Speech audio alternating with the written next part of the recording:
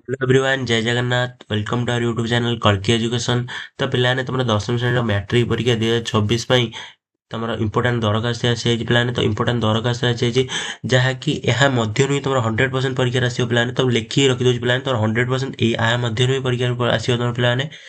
तो जो मैंने तो जो मैंने आम चैनल न्यू अच्छे पाने जल्दी जल्दी जाई चैनल को सब्सक्राइब करदे पाने।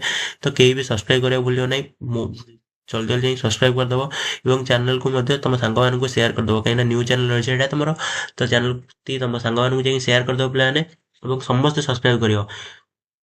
ଏବଂ ଯେଉଁମାନେ କୁ ଭିଡ଼ିଓଟି ବହୁତ ଭଲ ଲାଗିଥିବ ତ ଭିଡ଼ିଓଟି ମଧ୍ୟ ଲାଇକ୍ ମଧ୍ୟ କରିଦବ ପିଲାମାନେ।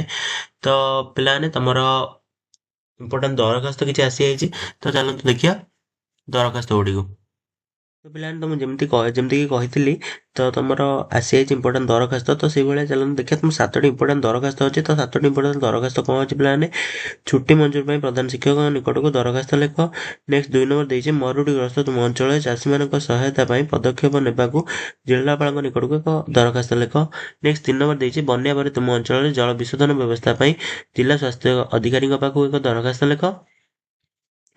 ତ ନେକ୍ସଟ 4 ନମ୍ବର କ'ଣ ଦେଲା ପିଲାମାନେ? 4 ନମ୍ବର ଦରଖାସ୍ତ କ'ଣ ଦେଇଛି? 4 ନମ୍ବର ଦରଖାସ୍ତ ଦେଇଛି ପାନୀୟ ଜଳ ପାଇଁ ତୁମ ଗ୍ରାମରେ ନଳକୂପ ଖୋଳାଇବାକୁ ବିଡ଼ିଓଙ୍କ ନିକଟକୁ ଦରଖାସ୍ତ ଲେଖ। ତ ନେକ୍ସଟ 5 ନମ୍ବର ଶୈଳା କ'ଣ ଦେଇଛି? 5 ନମ୍ବର ଦେଇଛି ତୁମ ଅଞ୍ଚଳରେ ଏକ ସ୍ୱାସ୍ଥ୍ୟ କେନ୍ଦ୍ର ପ୍ରତିଷ୍ଠା ପାଇଁ ସମ୍ପୃକ୍ତ କର୍ତ୍ତୃପକ୍ଷଙ୍କ ପାଖକୁ ଏକ ଦରଖାସ୍ତ ଲେଖ। ଏବଂ ନେକ୍ସଟ 6 ନମ୍ବର କ'ଣ ଦେଲା ପିଲାମାନେ? ତମର 6 ନମ୍ବର ଦେଲା ତୁମ ଗ୍ରାମରେ ବିଦ୍ୟୁତ ସଂଯୋଗ କରିବା ପାଇଁ ବିଭାଗୀୟ କର୍ତ୍ତୃପକ୍ଷଙ୍କ ପାଖକୁ ଏକ ଆବେଦନ ଲେଖ।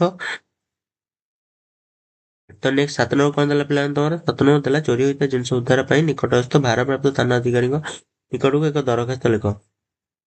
ତ ଇଏ ତମର ଥିଲା ପିଲାମାନେ 7ଟି ଇମ୍ପୋର୍ଟାଣ୍ଟ ଦରଖାସ୍ତ ପିଲାମାନେ। ତ 7ଟି ଇମ୍ପୋର୍ଟାଣ୍ଟ ଦରଖାସ୍ତ।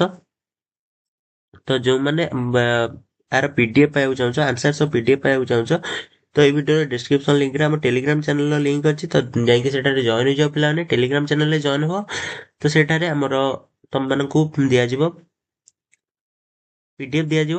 ତ ନେକ୍ସଟ ଆସିବ ଆମ ଚ୍ୟାନେଲରେ ଆସିବାକୁ ଯାଉଛି ଇମ୍ପୋର୍ଟାଣ୍ଟ ଇଏ ତ ଗଲା ତମର ଦରଖାସ୍ତ। ନେକ୍ସଟ ଆସିବାକୁ ଯାଉଛି ରଚନା ଏବଂ ପତ୍ର ଲିଖନ।